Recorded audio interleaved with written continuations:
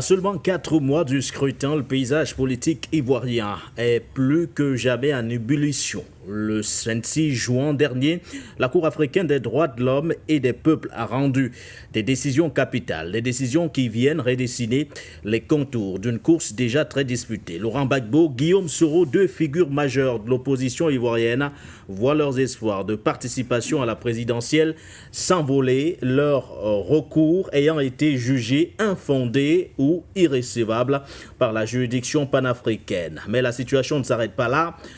Autre acteur politique de poids, Charles Blé Goudé, le président du COJEP, se retrouve lui aussi écarté de la liste électorale, une exclusion qui le pousse à miser sur une stratégie audacieuse. Sa coalition Cap Côte d'Ivoire, forte de plus d'une vingtaine de partis politiques. Alors que signifient ces décisions pour l'avenir politique de la Côte d'Ivoire? Comment l'opposition va-t-elle réagir face à ces revers? Et quel impact ces événements auront-ils sur la légitimité du processus électoral? Peut-on encore parler d'une élection pleinement ouverte lorsque des figures emblématiques sont écartées? Voilà, madame, messieurs, quelques interrogations sur lesquelles nous reviendrons ce soir dans le cadre de cette émission de Point sur l'actualité. Au Mali, l'état-major général des armées a annoncé dans un communiqué publié le 28 juin, une opération d'envergure à 38 km au nord de Minaka, dans la localité de Chaban. Un accrochage décisif a permis la neutralisation d'un chef terroriste étranger de l'État islamique au Grand Sahara et de son garde-corps. Cet individu qui tentait de terroriser et d'endoctriner de force les populations locales a été surpris par les forces armées maliennes grâce à un travail de renseignement précis. Cette opération coup de poing est-elle plus qu'une simple victoire tactique? La reddition de ce chef, on parle bien sûr de l'un des chefs de l'État islamique au Grand Sahara, est-elle le signe d'un effritement majeur des groupes armés terroristes qui pullulent dans le Sahel? Assistons, nous du moins, à une étape décisive dans la quête de la stabilité et de la sécurité de la région, et quelles pourraient être les répercussions de cette neutralisation sur le moral des troupes ou du moins des groupes armés terroristes et des dynamiques sécuritaires au Sahel de façon générale. Une série de plusieurs questions pour tenter bien sûr d'y voir un peu plus clair ce soir. Voilà qui plante le décor de cette dernière production du mois de juin de votre émission Le Point sur l'actualité. Bonsoir à tous et bienvenue.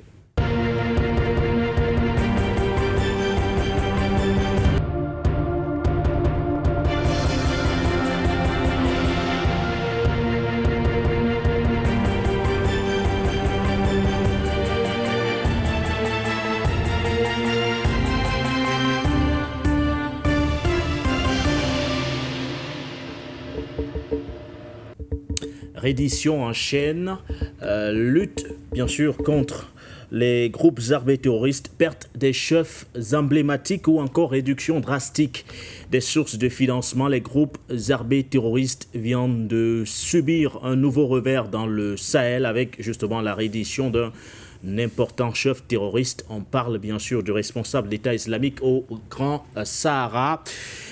Neutralisé donc par les groupes, ou du moins par les forces armées maliennes. L'information a été rendue publique le 28 juin dernier par voie de communiqué de l'état-major général des armées maliennes. Nous reviendrons sur les implications de cette reddition dans le cadre de cette émission du Point sur l'actualité. Nous reviendrons également sur la décision de la juridiction panafricaine. On parle de la Cour africaine des droits de l'homme et des peuples qui juge irrécevable les recours introduits par Laurent Gbagbo et Guillaume Soro en rapport justement avec les juridictions internes en Côte d'Ivoire qui les ont écartés de la course à la présidentielle. Cette décision de justice aura-t-elle d'une façon ou d'une autre des répercussions sur un processus électoral déjà jugé biaisé par certains au regard de ces nombreuses exclusions? Nous dirons également un mot à propos du président du COJEP, Charles Blé Goudé, qui a fait une sortie retentissante ces derniers jours. Il ne compte pas abandonner, malgré son exclusion également de la liste électorale définitive. Pour en parler, le profil, ou du moins l'un des profils les mieux indiqués à chaque fois que la Côte d'Ivoire, du moins le sujet sur la Côte d'Ivoire est donc mis sur la table, n'est autre que Sylvain de Bogou. Vous êtes avec nous depuis Londres. Merci à vous Sylvain. Bonsoir et bienvenue. Bonsoir Baudelaire, bonsoir à toute l'Afrique. Bonsoir à mes co-panélistes et à tous ceux qui nous écoutent à travers le monde entier, à vos techniciens qui font mains et pieds pour que notre voix soit entendue en tout cas dans tous les 4 coins du monde entier. Merci une fois de plus pour cette invitation. Merci à vous, Sylvain, pour cette disponibilité. Merci surtout à Jean-Blaise Tognet qui est également avec nous sur le plateau, notre confrère journaliste, également présent. Je rappelle qu'à chaque fois que vous recevez l'une de nos invitations, vous vous pliez pratiquement en 4 chaque fois pour l'honorer. Merci à vous, Jean-Blaise. Bonsoir et bienvenue. Merci, bonsoir à nos millions de téléspectateurs, à tous ces Africains qui mettent de leur temps pour nous suivre chaque soir quand nous sommes présents sur ce plateau. Bonsoir à mes co-discutants, bonsoir à tout le monde. Voilà. Sur le plateau également, du moins le consultant permanent de cette émission du Point sur l'actualité, Patient Parfendom, est également avec nous. Merci à vous, doyen. Bonsoir et bienvenue. Bonsoir Baudelain Guéné, bonsoir à mon frère Tonien, bonsoir à Sylvain de Bogou. Je remarque qu'il a d'abord un très beau maillot d'Africa Sport. C'est l'un des clubs que je chéris beaucoup dans la galaxie footballistique africaine. Merci de découvrir que vous êtes un supporter d'Africa Sport et non de la SEC. Voilà, donc voir, savoir. Et bonsoir à nos techniciens et l'ensemble de la grande galaxie panafricaine. Voilà, merci à vous, messieurs. Alors, parlons justement de cette décision de justice, de l'instance panafricaine. On parle bien sûr de la Cour africaine des droits de l'homme et des peuples qui a donc rendu le jeudi 26 juin 2025 des décisions définitives dans 2 affaires très attendues. Laurent Gbagbo, ancien président de la République de Côte d'Ivoire, et Guillaume Soro, ancien Premier ministre. Contrairement aux attentes de leurs partisans, la juridiction africaine n'a retenu aucune violation des droits civils et politique à l'encontre de l'État ivoirien. Ces arrêts viennent clarifier plusieurs années de débats juridiques et de confusion autour des décisions provisoires prises d'ailleurs en 2020. Les 2 requêtes remontent, on le rappelle, à 2020. Dans un contexte électoral tendu, Laurent Gbagbo contestait sa condamnation à 20 ans de prison pour détournement de deniers publics et sa radiation de la liste subséquente de la liste électorale. Guillaume Soro, quant à lui, dénonçait le mandat d'arrêt lancé contre lui, ainsi que ceux émis contre certains de ses proches. La Cour avait alors prononcé des mesures provisoires demandant à l'État de garantir certains droits en vue de l'élection présidentielle d'octobre 2020. Ces décisions avaient été interprétées par certains comme des condamnations définitives d'ailleurs de l'État ivoirien, ce qui n'était juridiquement pas, selon bien sûr nos confrères de Kouassi, fondé. La Cour africaine des droits de l'homme et des peuples a donc finalement débouté les 2 requérants dans ces arrêts rendus le 26 juin 2025. Concernant Laurent Gbagbo, la Cour a jugé que l'État de Côte d'Ivoire n'a violé aucun de ses droits, tant sur le plan de sa condamnation pénale que de sa radiation électorale. La commission électorale indépendante a, selon la Cour, simplement tiré les conséquences d'une décision judiciaire antérieure. Aucun manquement au principe de la défense, à la présomption d'innocence, ni au droit de participation politique n'a été constaté. S'agissant de Guillaume Soro, la Cour a estimé que sa requête était irrécevable, faute d'avoir épuisé les voies de recours internes. Dès lors, elle n'a pas examiné le fond de l'affaire conformément à ses règlements, ou du moins à son règlement qui exige le respect strict de la condition d'épuisement préalable. Pour plusieurs observateurs aujourd'hui, ces arrêts mettent donc fin à une confusion juridique alimentée d'ailleurs depuis 2020. Avez-vous la même lecture, Sylvain? C'est un débat qui revient sur la table constamment depuis 2020 où plusieurs observateurs se disaient que finalement la Cour africaine des droits de l'homme et des peuples avait exigé de l'État ivoirien la réinscription justement de ses principaux acteurs sur la liste électorale. Là, nous avons une décision qui a été rendue publique le 26 juin dernier. Est-ce le clap de fin d'un épisode qui aura tenu tout le monde en haleine? Quelle crédibilité donnez-vous justement à cette décision de justice, Sylvain? Merci pour cette question. La Cour africaine des droits de l'homme nous donne aujourd'hui l'opportunité pour dire qu'une fois de plus, voici nos institutions africaines qui en tout cas, qui posent des actes, lesquels actes font qu'on ne peut pas, en tout cas, les respecter. Parce que cette même Cour africaine des droits de l'homme, je crois en 2020, lorsque Soro Guillaume avait été pourchassé, son avion avait été retourné depuis Accra et tout, son avion avait été interdit et qu'il avait déposé en tout cas sa plainte contre l'État de Côte d'Ivoire. Cette Cour avait autorisé à ce que Soro et son nom reviennent sur la liste et autres. Et c'est Alassane Dramane Ouattara et son gouvernement qui avaient profité de l'occasion pour dire qu'ils ne reconnaissaient plus les décisions de cette Cour et qu'ils se retiraient même de cette Cour africaine des droits de l'homme. Vous voyez. Et aujourd'hui, cette Cour a une telle décision comme quoi il faut épuiser la justice interne en Côte d'Ivoire. Mais de quelle justice parlons? Il faut épuiser toutes les voies de recours en interne. Parce qu'il y a réellement une justice à l'interne en Côte d'Ivoire. C'est une justice, regardez par exemple le président de cette CEI, qui, ma foi, s'érige en petit roi qui prend des décisions. Regardez même sur le plan civil ou bien criminel, des juges qui sont aujourd'hui, qui font arrêter des gens qui, ma foi, qui s'expriment simplement pour parler d'une inclusion au niveau même des élections. On se souvient, le dernier mis aux arrêts, c'est Joël Nguessa, qui était même le porte-parole du gouvernement de Alassane Dramane Ouattara, à un moment donné, qui a fait un petit discours pour demander une élection inclusive. Mais on l'a arrêté, on parle d'outrance à la justice et on l'a mis derrière les barreaux. Donc, voici une justice qui, ma foi, marche au rythme du battement de cœur de Alassane Dramane Ouattara et de son gouvernement. On ne peut pas parler d'épuisement de la justice interne. Et vraiment, il faut être en Côte d'Ivoire pour voir ce genre de pratique. Parce que dans tout pays, lorsqu'on n'est pas satisfait d'une décision de justice, on peut saisir une justice internationale pour qu'elle intervienne. Donc, au niveau de l'Afrique, voici notre cour qui pouvait vraiment nous protéger, qui pouvait nous aider pour qu'on parle de ce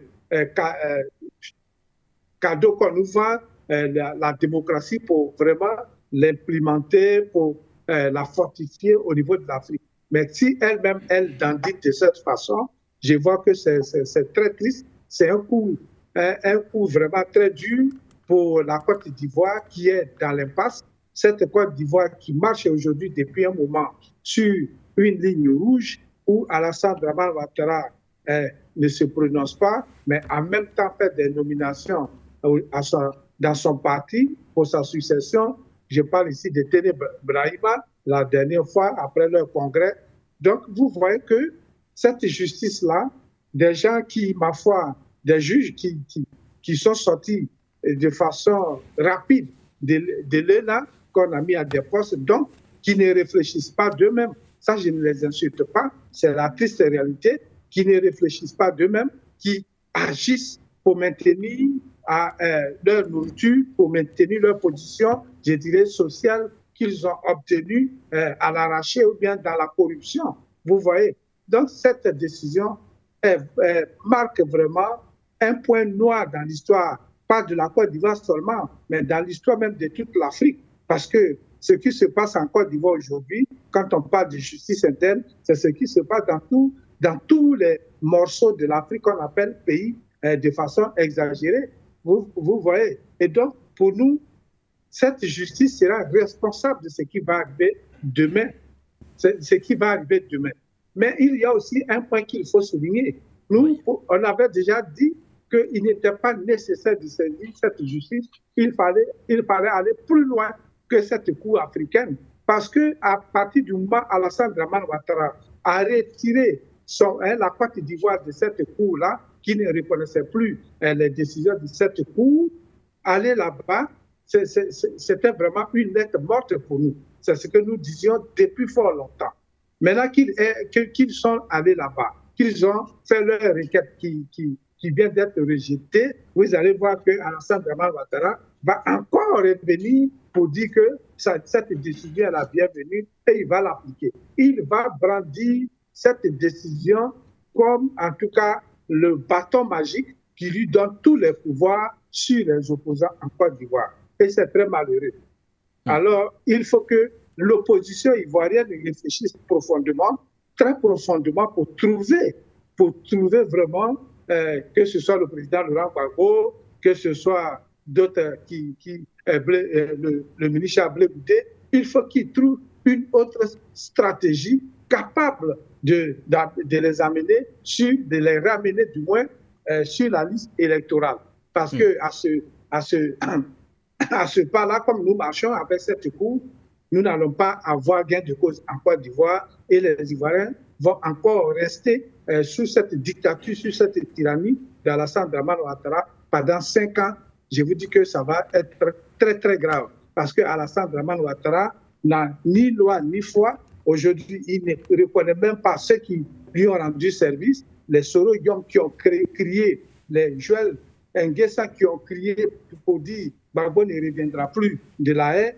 Mais tous ceux-là, ils sont aujourd'hui pourchassés. D'autres sont en prison pour ceux qui ont la chance. Sinon, la majorité, les Ahmed Bakayoko et autres, en tout cas, ont été empoisonnés. Et ça, je le dis avec fermeté. Donc, il faut que l'opposition cesse elle-même également sa propre division interne, comme on l'a toujours chanté. Il faut qu'elle arrête de se diviser en mini-morceaux. Il faut voir l'essentiel qui est l'État de Côte d'Ivoire, qui est la vie des Ivoiriens. Il faut dépasser les petits problèmes des personnes. Il faut réduire les égos de l'un et de l'autre pour que réellement la Côte d'Ivoire se remette sur pied. Sinon, à cette allure, on va encore assister au prolongement de la souffrance de cette population. Merci à vous, Sylvain.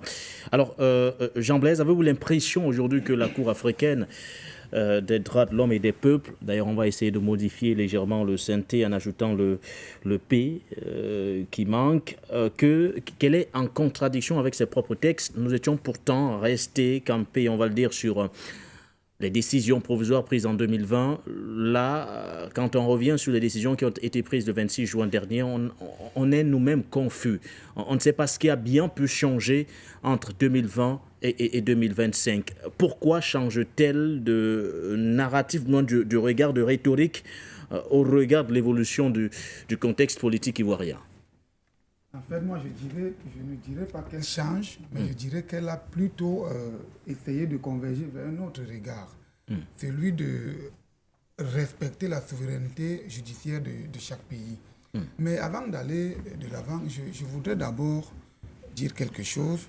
J'ai regardé une courte vidéo sur les réseaux sociaux où un prêtre a dit à la fin de la vidéo « il faut savoir partir ». À un moment donné, quand vous voyez que votre personne peut apporter des problèmes, il faut savoir partir. Quand vous voyez que votre image, votre nom peut apporter des problèmes quelque part, il faut savoir quitter.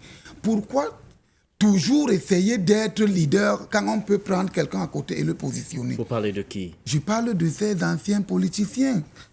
Vous faites allusion à qui précisément? À Laurent Gbagbo, Guillaume Soro, bref, il doit donner la place à quelqu'un. Ce sont les noms qui ont été écrits en lettres d'or en Côte d'Ivoire. Mais aujourd'hui, les Ivoiriens peut-être ne veulent plus tellement au devant de la scène. Ils aimeraient avoir un système peut-être sénégalais en Côte d'Ivoire. Vous avez l'impression que leur retrait arrangerait grand-chose aujourd'hui dans ce processus électoral? Oui, bien sûr, bien sûr. Surtout dans le bon sens. Au cas où, dans la mesure où Laurent Gbagbo essayait par exemple de positionner un jeune ou alors une autre personne de son parti. Il préfère rester en retrait et dire aux Ivoiriens « je pense que j'ai fait pour moi, suivons ensemble telle personne ». Mais vous avez l'impression que PPACI pourrait, d'une certaine façon, remporter cette élection avec un autre candidat, avec un autre Laurent candidat. Gbagbo. Oui, justement. Quand on connaît l'expérience politique de l'homme, ancien chef d'État, Mais justement, avec un carnet s'il place d'adresses... quelqu'un d'autre, ça ne sera pas pour lui une façon de prendre la retraite. Ça sera pour lui une façon de rester en arrière-plan et booster la personne. Vous voyez, la décision de la Cour africaine, moi je pense que ça vient également tourner définitivement la page dans les crises de la crise post-électorale. Vous voyez, ils se disent que si on admet encore cela... Même si ces décisions n'ont aucun effet contraignant. Vous avez suivi tout à l'heure le regard de Sylvain. En 2020, le président Ouattara qui avait nargué les décisions de la Cour africaine des droits de l'homme et des peuples. On se pose bien la question de savoir ce qui se serait passé si la même décision avait été maintenue en 2025, puisque ces décisions n'ont aucun effet contraignant sur la souveraineté de... Ça, c'est une chose, et comme on aime le dire sur ce plateau, les décisions de ces différentes cours-là, la CEDEAO, la Cour africaine des droits de l'homme et tout ça là, ne sont pas libres. Moi, ça c'est ma pensée, ces décisions ne sont pas libres. Elles sont peut-être commanditées par des personnes que nous ignorons ou alors que nous ne voulons pas prononcer ici. On ne comprend pas comment on dit telle chose en amont et juste après on change. Bon, moi je pense également que la Cour africaine des droits de l'homme essaye de tourner définitivement la page des problèmes post-électoraux qu'on avait eus en Côte d'Ivoire. En maintenant ces deux personnes que nous citons là, Guillaume Soro et Laurent Gbagbo, et que le résultat qui arriverait ne soit pas en leur faveur, nous pouvons imaginer peut-être ce qui pourra arriver. Raison pour laquelle, pour éviter d'avance, la Cour préfère appliquer ce qu'elle trouve mieux pour mettre leurs décisions hors état. En demandant surtout, bien sûr, aux concernés d'épuiser toutes les voies de recours en interne. Patient Parfendom, vous avez suivi les deux analyses, celle de Sylvain de Bogou, qui a dit beaucoup de choses dans son intervention, allant même jusqu'à fustiger un tout petit peu l'attitude justement de l'opposition qui s'avance en rang dispersé pour lui. Vous avez suivi également le regard de Blaise Tognet sur le sujet. Alors, de quel côté vous situez-vous, Patient Parfendom, quand on revient sur ce dossier pendant du côté de la Cour africaine des droits de l'homme et des peuples? Aujourd'hui, certains disent que cette décision rendue est un signal fort pour la crédibilité du système judiciaire ivoirien. Les autres parlent de confusion totale, revenant justement sur des décisions provisoires prises en 2020. Sous quel angle faut-il analyser justement cette cacophonie entre guillemets? Il faut qu'on nous sorte la liste des juges de cette cour-là. C'est de la corruption, c'est des gens qui ont été corrompus. Vous ne pouvez pas dire une chose le matin pour des gens qui manipulent le droit et vous dites une autre chose le soir. Il y a quelque chose là d'incohérent complètement. Ça, c'est la vraie foutaise, comme disent les Ivoiriens. C'est du n'importe quoi. C'est une cour de gens qui sont corrompus, tout simplement. Et non, ils n'ont pas dit le droit. Ils n'ont pas dit le droit. Donc, là, je vous vois très sûr, justement, de ce que vous avancez, Patient Parfendom. Mais voilà une cour qui a décidé qu'on réintroduise, n'est-ce pas, et Guillaume Soro et Laurent Gbagbo.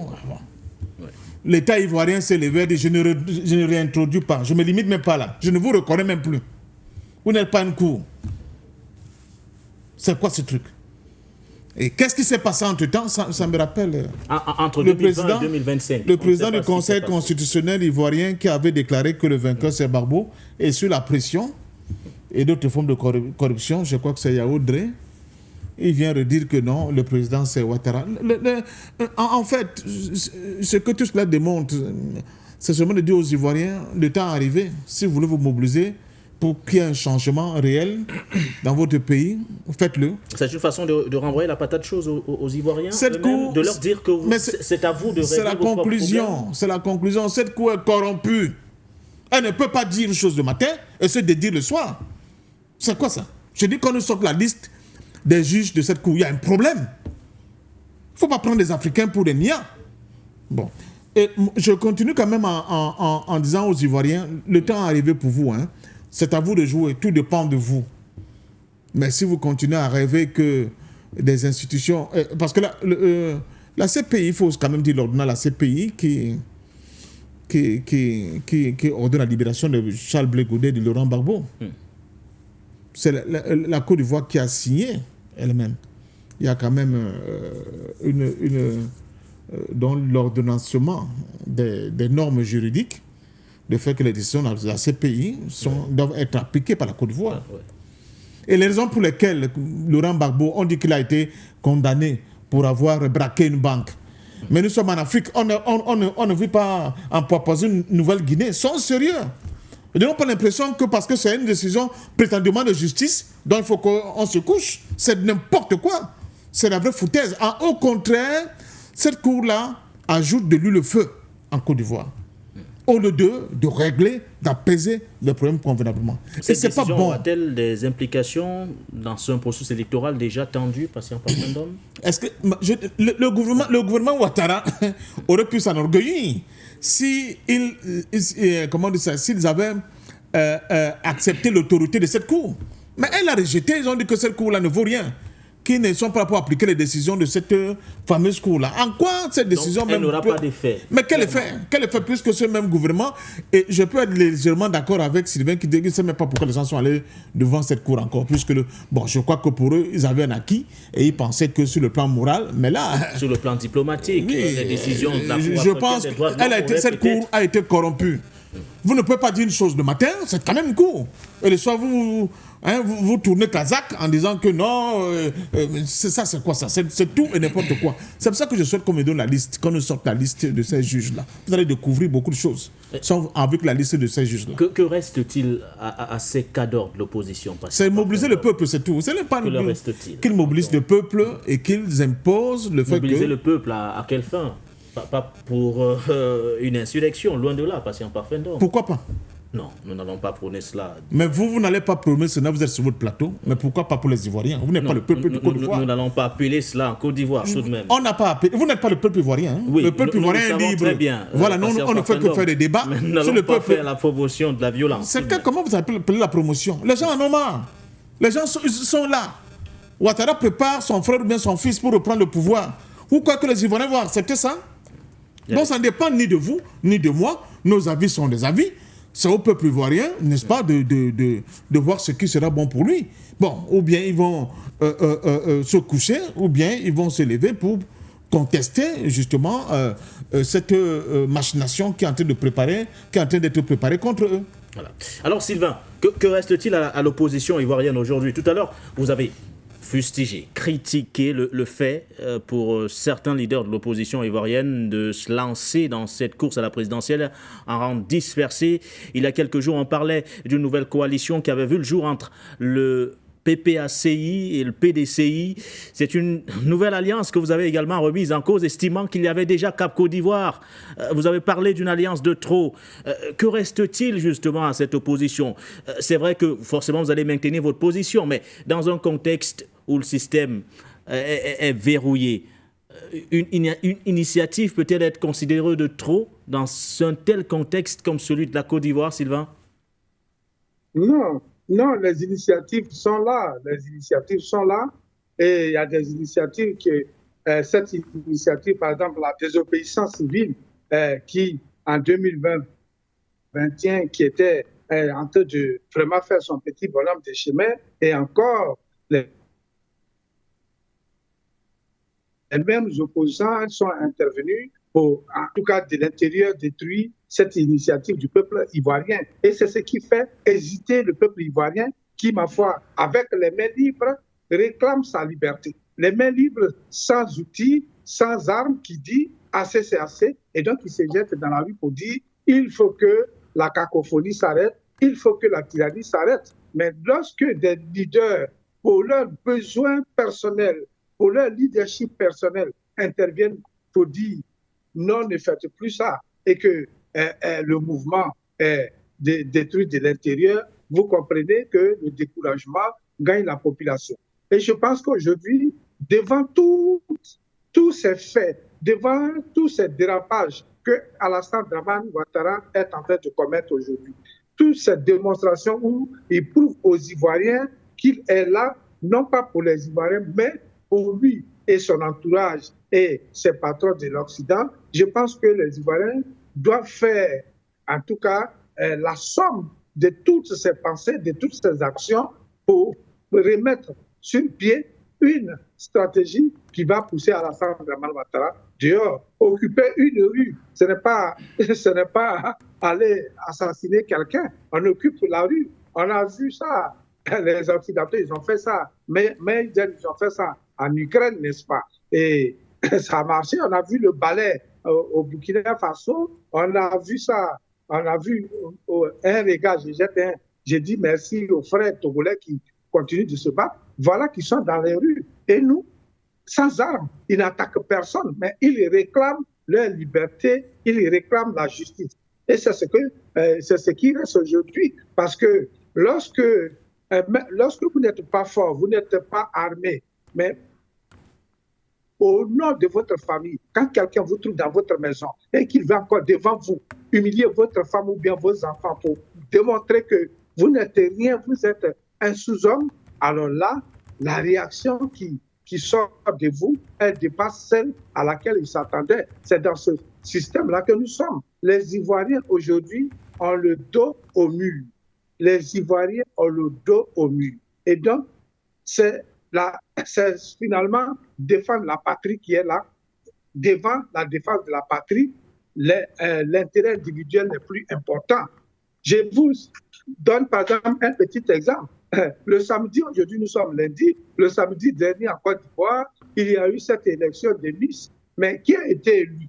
Et ça, une Miss qu'on vote, et on l'a décrit, on l'a eu, c'est la fille d'un rebelle ivoirien qui travaille avec Dramane Ouattara, Siaka Traoré, vous voyez. Et donc, les Ivoiriens ne sont pas contents, ça ne va plus. Des médecins qui sont dans la rue, j'étais dans la rue.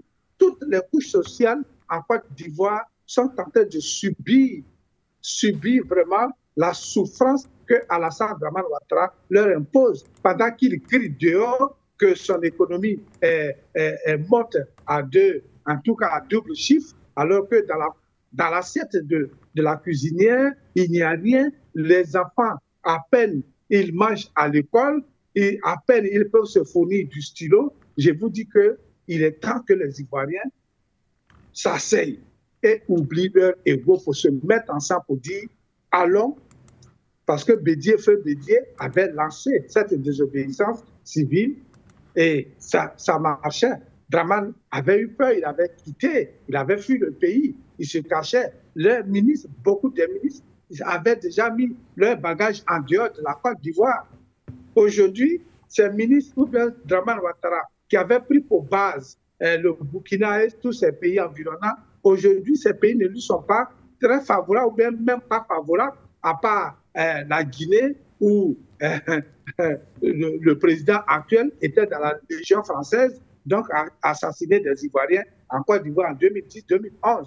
Mais autour de la Côte d'Ivoire aujourd'hui, la Côte d'Ivoire, les pays qui sont à côté, ont raison de soutenir les opposants parce que c'est de la Côte d'Ivoire que leur malheur vient. Et donc, ces forces combinées pourront vraiment libérer la Côte d'Ivoire. Mais, comme l'a dit Parfum d'Homme, c'est aux Ivoiriens de dire voici la feuille de route que nous voulons. Elle ne peut pas venir de l'extérieur. C'est aux Ivoiriens de dire voici la route que nous voulons suivre pour libérer notre pays des mains ou bien des serres d'Alassane Dramane Ouattara qui règne comme un abat. Voilà. Alors, Jean Blaise, tout à l'heure, vous parliez du profil de Laurent Gbagbo, estimant que forcément il fallait, au regard justement de la condition physique, céder la place à un jeune. Que dire justement du cas de Charles Blé Goudé qui se retrouve dans la même situation, exclu également bien sûr de la course à la présidentielle. Alors, peut-on encore dans un tel contexte où personnes âgées, jeunes, tout le monde, tous âges confondus, sont exclus de la liste électorale, parler d'une élection pleinement ouverte? On peut parler d'une élection ouverte, mais en même temps, il faut se dire que ceux-là qui ont participé à la crise post-électorale en Côte d'Ivoire devraient essayer de libérer un peu le plancher. Pour vous, c'est eux le problème aujourd'hui? Oui, mais justement, il faut essayer de libérer. Ça veut dire que le président Ouattara également, vous le mettez dans le même lot? Il doit aussi libérer. Regardez par exemple le refus de Blé Goudé de se mettre à l'écart. C'est parce qu'il cherche à se repositionner. Il cherche à se refaire un visage politique en Côte d'Ivoire. Mais en même temps, il a participé Il n'a jamais caché ses ambitions. Voilà. Et il a toujours rappelé c'est-à-dire son ambition est de diriger la Côte d'Ivoire, le président du COGEP. Oui, ça, c'est une phrase qui revient... Ça, c'est une maladie ici en Afrique. Tout le monde veut diriger chaque pays. Tout le monde veut diriger. Vous allez reprocher à un leader politique d'avoir des ambitions présidentielles? J'ai un leader politique qui avait les ambitions présidentielles, mais qui a compris que ça ne suffit pas d'aller seul. On peut faire avec d'autres personnes. Je fais allusion à Simigo, le Sénégalais, le président actuel. Le président actuel. Est-ce que quelqu'un le connaissait? Que personne ne le connaissait. Mais il a été positionné par celui que tout le monde adulant au Sénégal. Et c'est ce que je demande pour les autres peuples. La Côte d'Ivoire peut aussi faire comme ça. Guillaume Soro peut se décider aujourd'hui. Bon, c'est vrai qu'il ne sait pas s'il peut encore s'allier avec Gbagbo et que ça donne, mais ils peuvent se décider de chercher un jeune leader dans leur parti et le positionner et le soutenir. On n'a pas toujours besoin d'être nous. Le moi, tu l'Africain. Moi, ça tue l'Africain. À un moment donné, il faut laisser la place à ceux-là qui sont même parfois les inconnus, mais qui peuvent aller vers notre regard. Et on les soutient en off. Pourquoi toujours essayer de briller seul? Donc, moi, je pense que le Blé Goudé, c'est quelqu'un qui est beaucoup populaire en Côte d'Ivoire, mais à un moment donné, il faut faire avec d'autres options. Alors, Patient Parfum d'Homme, nous avons sorti de cette thématique. Est-ce que les arguments qui sont avancés par Jean Blaise ne remettent pas en question, du moins en cause aujourd'hui, le processus de réconciliation déjà en cours du côté de la Côte d'Ivoire? À un moment donné, on a entendu dire qu'il fallait que tous les acteurs impliqués dans cette crise post-électorale reviennent en Côte d'Ivoire, fassent la paix pour qu'enfin le peuple ivoirien se réconcilie. Sauf que certains sont toujours en exil. Je pense bien sûr à Guillaume Soro. On aurait espéré qu'une échéance électorale comme celle-ci permettrait enfin à tous ces leaders, du moins à toutes ces parties prenantes justement, de mettre un peu de l'eau dans leur vin. Ça ne sera pas le cas. Est-ce que de façon générale, ça ne met pas davantage en cause le processus électoral et donne plus de crédibilité à ceux qui estiment que ceux qui étaient justement concernés de près ou encore de loin, du moins de très près d'ailleurs dans cette crise post-électorale en 2010, devraient aujourd'hui laisser, ou du moins, entre guillemets, balayer le plancher? Il ne faut pas comparaison n'est pas raison. La Côte d'Ivoire, c'est la pupille de la France en Afrique de l'Ouest. Perdre la Côte d'Ivoire pour la France est une catastrophe énorme. C'est de loin supérieur à tout ce qu'ils ont perdu. Il faut commencer par le comprendre. Donc le Sénégal n'est pas la Côte d'Ivoire. Et c'est nous qui pensons que Bassirou Diomaye Faye était un inconnu. Ce n'était pas un inconnu, c'était le numéro 2 de PASTEF. Donc ce n'est pas un homme neuf sorti de comment on dit ça, Esnihilo. Non. Oui. C'était un acteur politique, premièrement. Vous refusez de comparer Patient Parfum d'Homme, mais les leaders politiques ivoiriens, eux-mêmes, on les entend citer le cas du Sénégal, dans ce contexte où ils sont exclus. À la recherche de solutions. Le président Charles Blé Goudé du COGEP, il revient en citant de façon permanente le cas de Sénégal.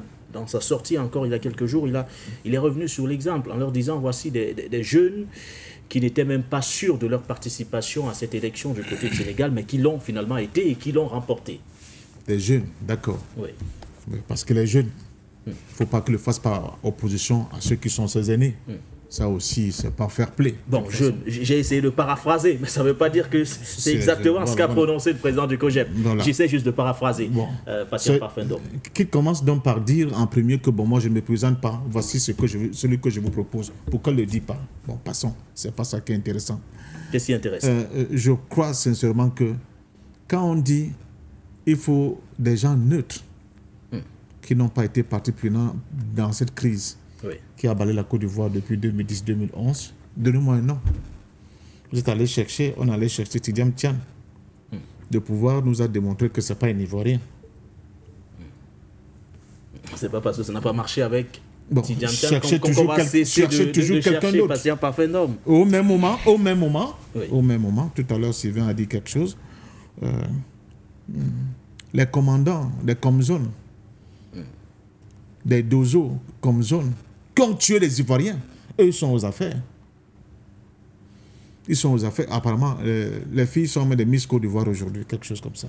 Mais quand ils éventraient les enfants des autres, ils n'ont pas imaginé un seul instant que ces enfants aussi auraient pu bien compétir aujourd'hui. Il y a un pays qui nous a montré la voie. C'est l'Afrique du Sud.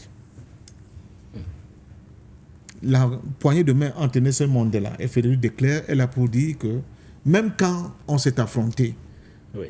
de manière violente, de manière même, vous savez, l'apartheid faisait des Noirs des sous-hommes. Ils ont mis en place la commission vérité, justice et réconciliation. C'est c'est un triptyque qui va de pair. C'est ce qu'on refuse de faire à la Côte d'Ivoire. Pourquoi?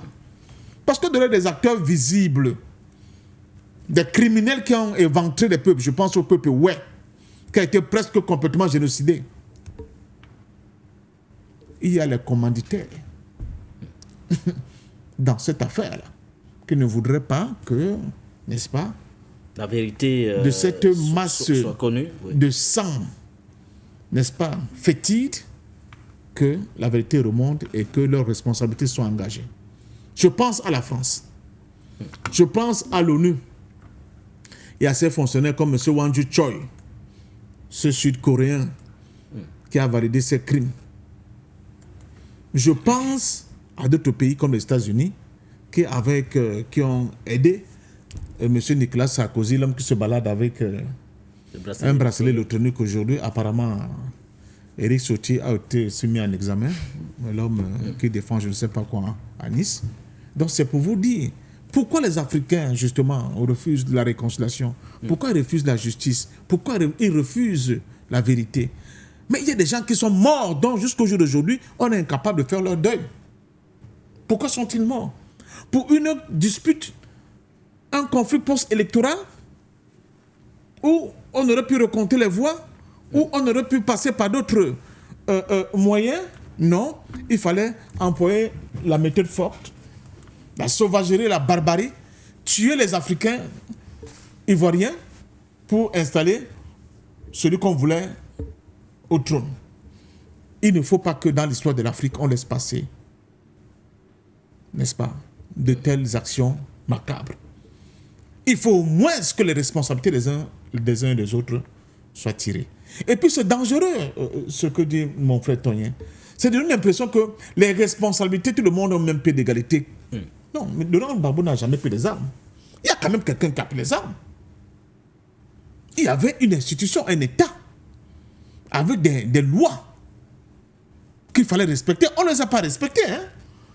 Les gens qui crient maintenant, oh attention, la guerre va arriver. Mais ceux qui ont refusé de respecter les lois ivoiriennes, les institutions ivoiriennes, qui ont mis la Côte d'Ivoire à feu et à sang. Maintenant, il faut qu'on applaudisse. Et ils sont en train de nous préparer quoi? Un pouvoir dynastique. Non, je ne suis pas d'accord avec cette posture-là. Je pense aujourd'hui qu'il n'est pas une question de jeunes, oui, de jeunes ou de vieux. Ce n'est pas ça le problème.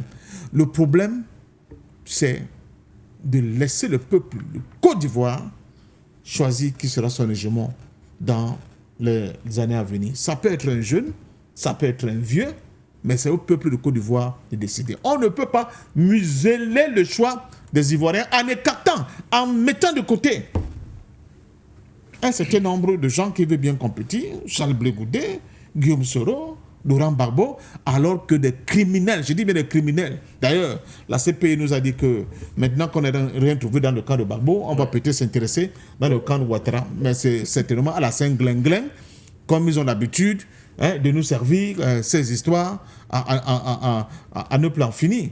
Donc, vraiment, cette affaire ivoirienne, pour un Africain conséquent, qui ne sent pas son corps se déchirer quand on évoque cette problématique ivoirienne, ça veut dire que c'est un Africain qui ne voit pas très bien ce qu'il y a lieu de faire. Maintenant, nous ne sommes pas pour que le sang coule de nouveau en Côte d'Ivoire, mais au moins que la vérité soit dite en Côte d'Ivoire, que la justice soit prononcée par rapport à ceux qui ont subi ces violences inouïes. Des victimes. Et que, bon, si les gens ont de la hauteur, enfin qu'une réconciliation puisse être opérée.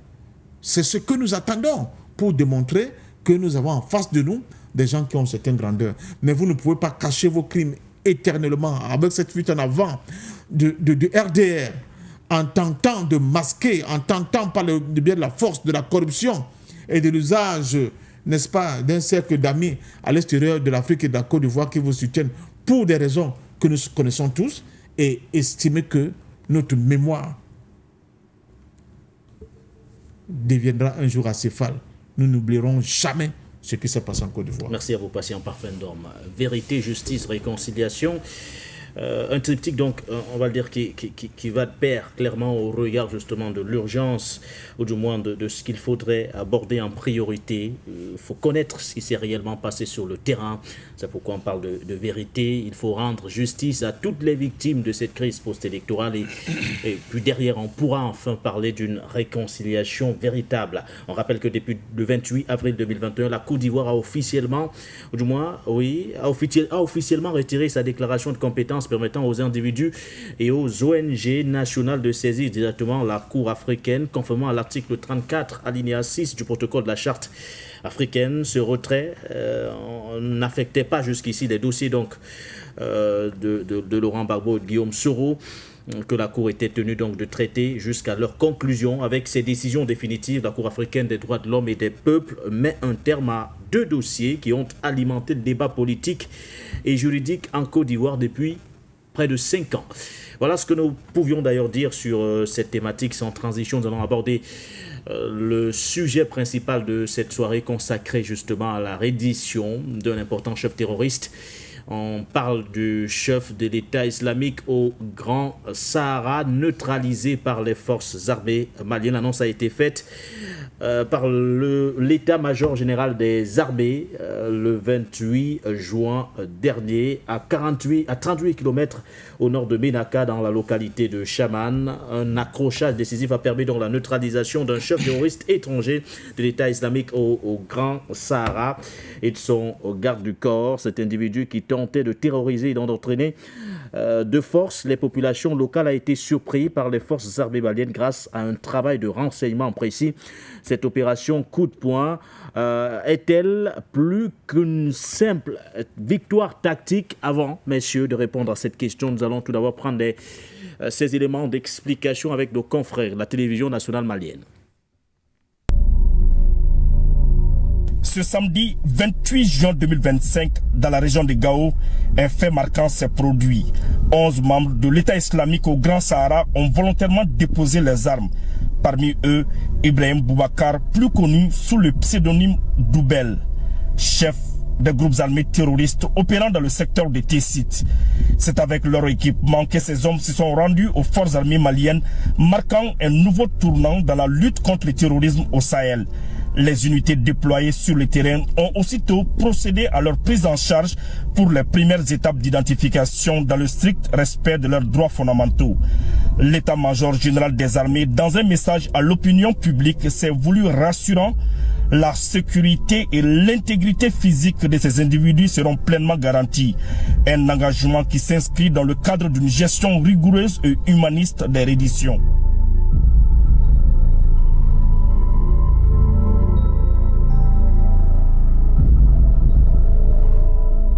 On va donc l'écouter. Il revient justement sur les motivations. Pourquoi a-t-il décidé de déposer les armes aux côtés justement des forces armées maliennes? Ils étaient à Gué. Oubel disait que lui il est revenu parce qu'il est malien. C'est pour cela qu'il est venu se rendre à nous ici au Mali.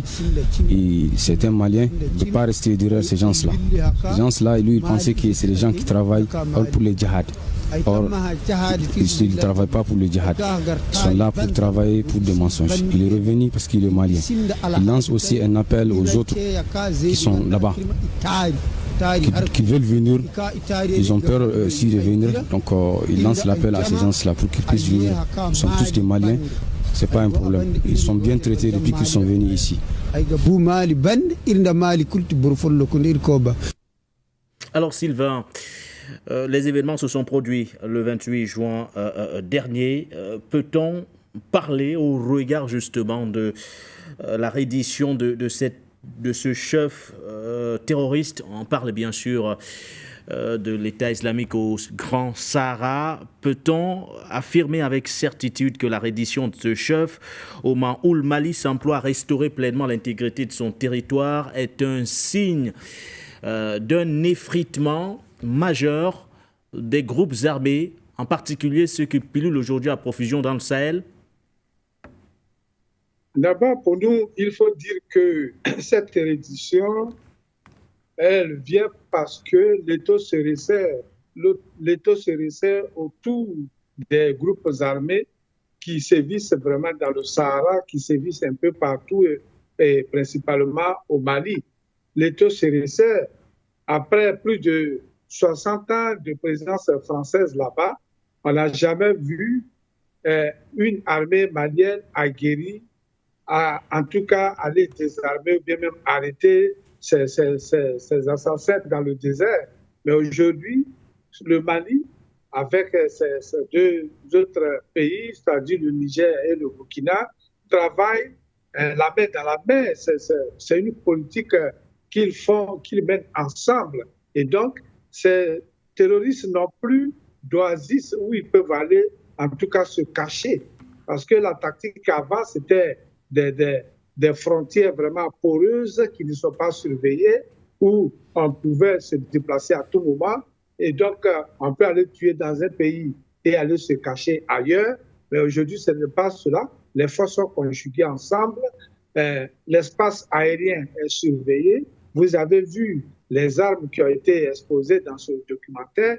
Vous avez vu vraiment les armes qu'ils possèdent. Ces gens qui vraiment ruinent leur propre pays pour avoir des armes et aller assassiner leurs propres frères et sœurs. Je dis que c'est inhumain, c'est vraiment indescriptible. Mais si aujourd'hui, il y a reddition, si aujourd'hui, il vient s'exprimer pour parler de ce groupe-là, pour parler de réconciliation, tout et tout, pour nous, ça peut être vraiment, nous disons que c'est surtout le travail des forces de l'armée malienne, l'armée malienne qui fait son travail avec les deux autres forces nigériennes et burkinabées, donc qui poussent vraiment le pion très loin, et donc ils n'ont plus un truc d'échappatoire comme on le fait chez nous dans les forêts, lorsqu'on cherche les rats dans les forêts et qu'on met le feu d'un côté, on les attend de l'autre côté. Vous voyez, donc c'est dans cette situation-là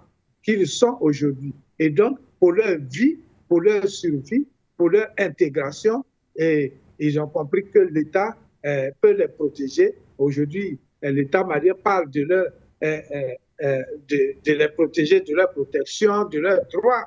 Vous voyez leur intégrité morale et physique.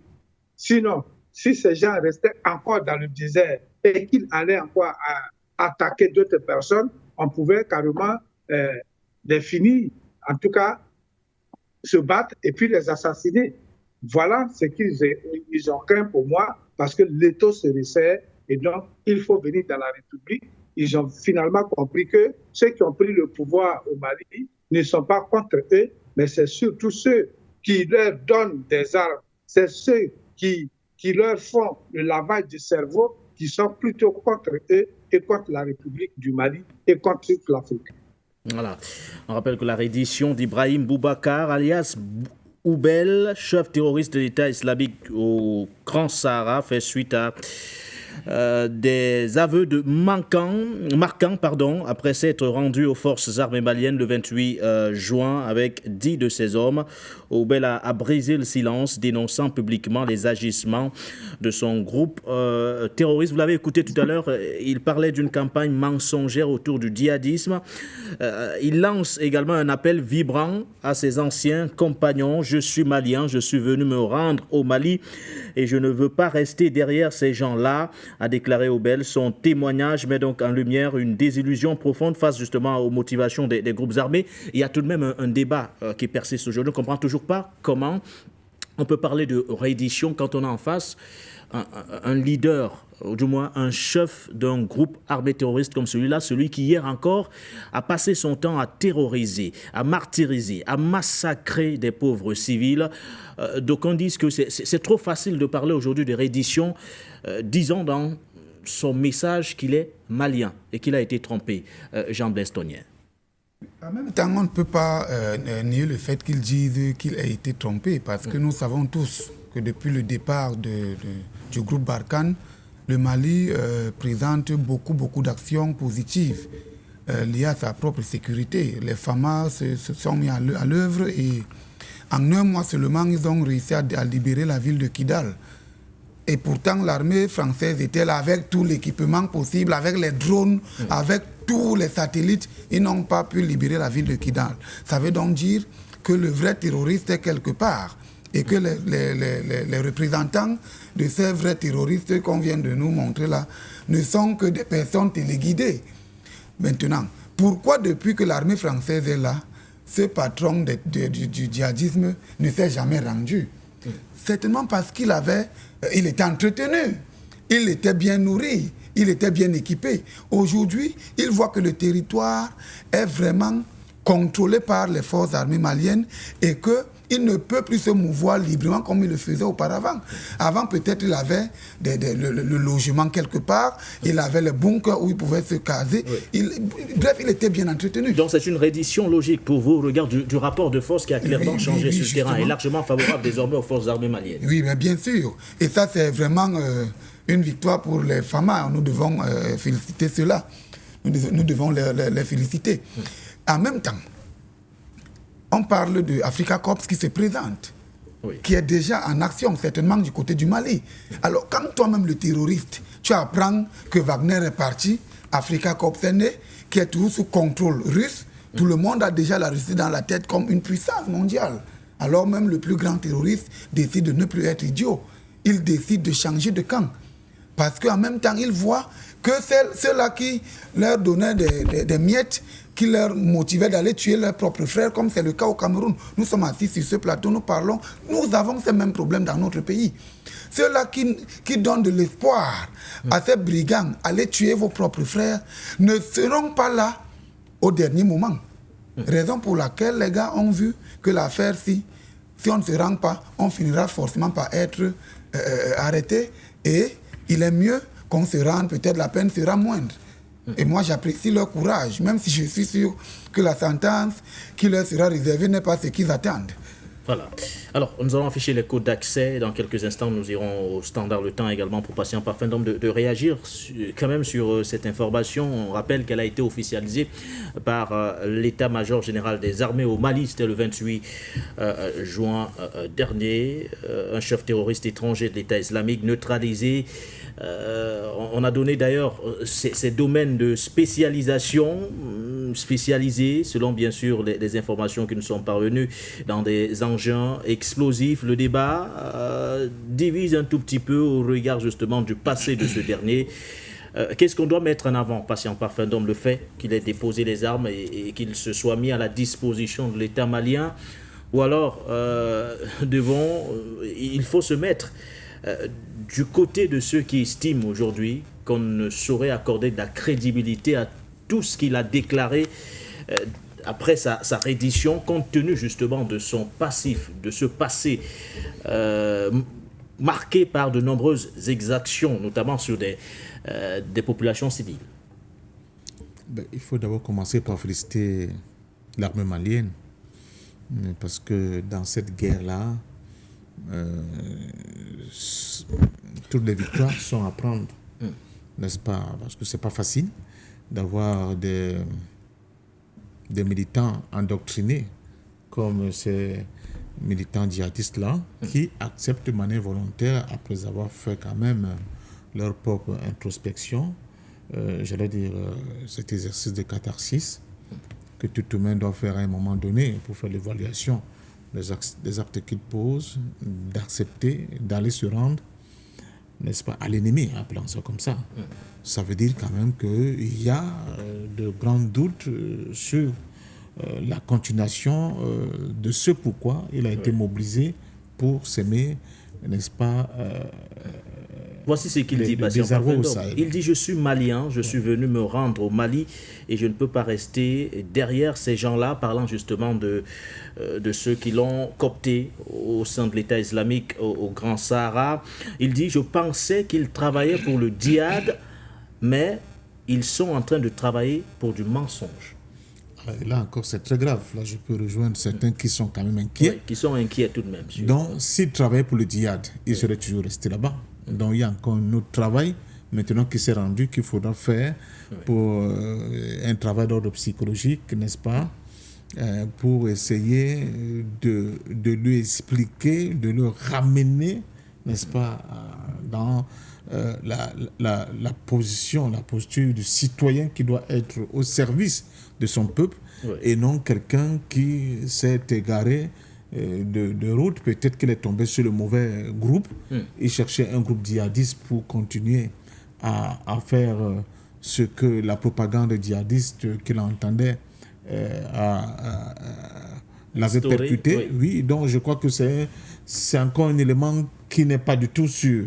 Il faudra encore beaucoup de travail. Même s'il lance un appel par la suite. Il lance un appel aux autres là-bas qui veulent venir, mais qui ont peur.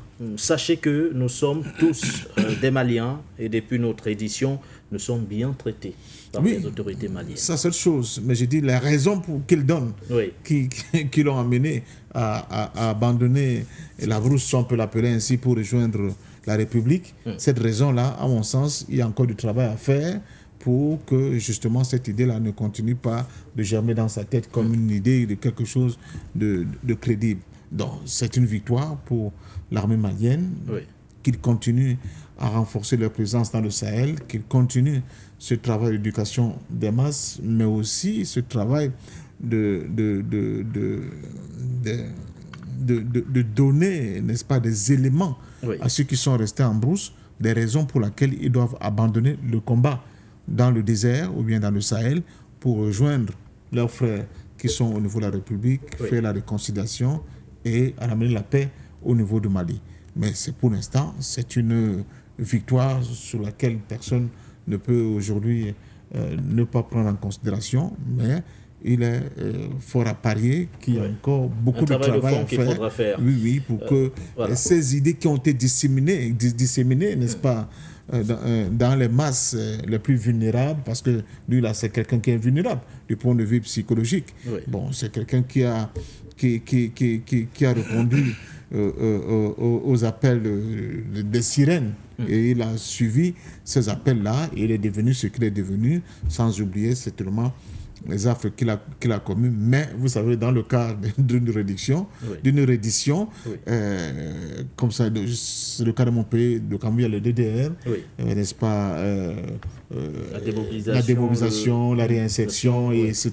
Il y a tout un travail qui doit être fait pour que, de nouveau, ces citoyens-là soient utiles à son pays. Voilà, merci à vous, patient parfum. Nous allons aller au standard et écoutez les réactions de quelques téléspectateurs qui souhaitent bien sûr interagir aux côtés de nos invités. Madame Fromager, vous êtes la première à réagir ce soir. Bonsoir et bienvenue.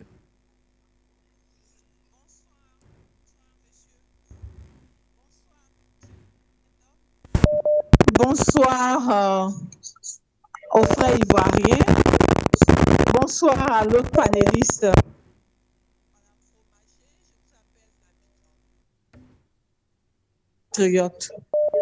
Moi, je vais parler de mon pays, la Côte d'Ivoire. Je vous ai pris en cours.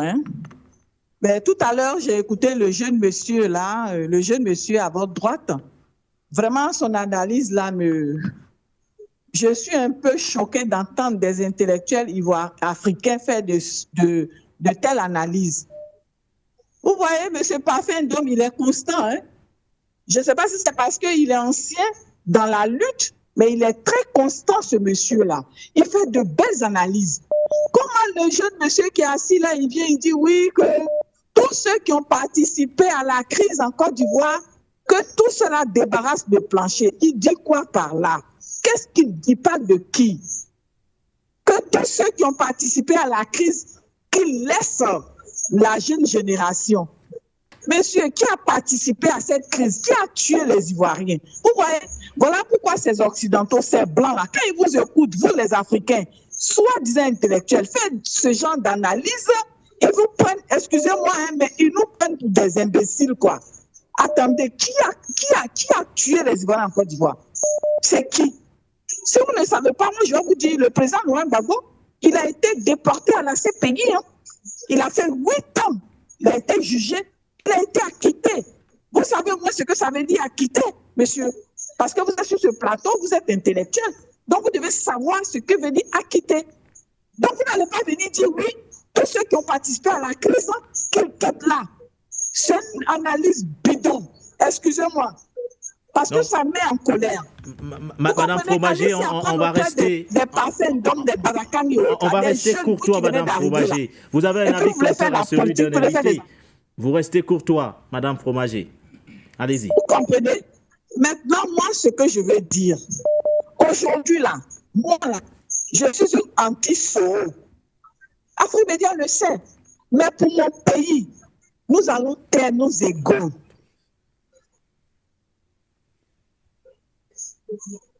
J'ai compris, je vais rester d'accord, ok.